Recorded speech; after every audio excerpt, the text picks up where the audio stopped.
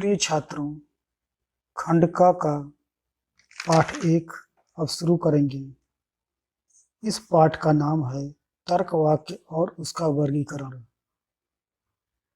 इसमें हम तर्क वाक्य, उसके अंग, तर्क वाक्य और व्याकरण वाक्य में अंतर तथा तर्क वाक्य के चारों प्रकार के बारे में जानेंगे।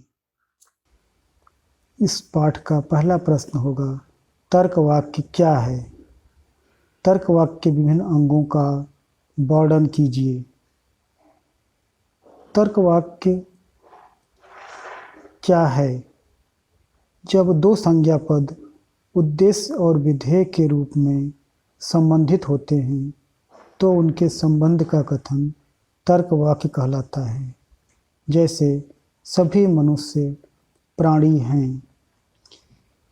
इस उदाहरण में दो संज्ञा पद हैं, मनुष्य और प्राणी। पहला मनुष्य उद्देश्य पद है और प्राणी विधेय पद है, और इसको जोड़ने के लिए जो है शब्द प्रयोग हुआ है वह संयोजक का कार्य करता है। इसी कारण तर्क वाक्य के कुल 3 अंग होते हैं। पहला उद्देश्य, दूसरा विधेय और तीसरा संयोजक। उद्देश्य किसी तर्क वाक्य में जिसके संबंध में कुछ कहा जाता है उसे उद्देश्य कहते हैं। जैसे उदाहरण में सभी मनुष्य प्राणी है। इस तर्क वाक्य में सभी मनुष्य के विषय में कुछ कहा गया है, इसी कारण यह उद्देश्य है। यहाँ पर सभी मनुष्य को प्राणी बताया गया है। यहाँ पर इस तर्क वाक्य में प्राणी शब्द विधेय है और मनुष्य शब्द उद्देश्य है। विधेय उद्देश्य के संबंध में जो कुछ कहा जाए उसे विधेय कहते हैं। जैसे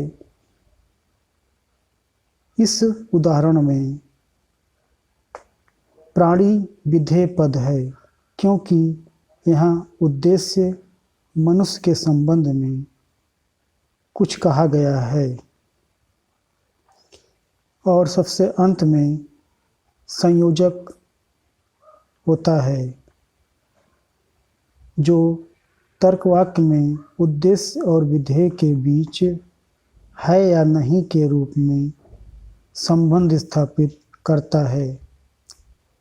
जैसे हमारे उदाहरण सभी मनुष्य प्राणी है में है शब्द मनुष्य और प्राणी के बीच संबंध स्थापित कर रहा है, इसलिए है शब्द यहाँ संयोजक का कार्य करता है।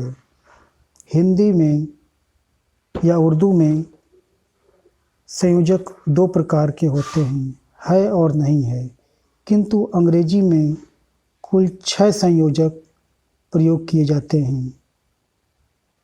ये हैं is, am, are, is not, am not और आर नॉट। हिंदी में संयोजक वाक्य के अंत में आते हैं, किंतु अंग्रेजी में संयोजक वाक्य के बीच में, उद्देश्य और विधेय के बीच में आता है।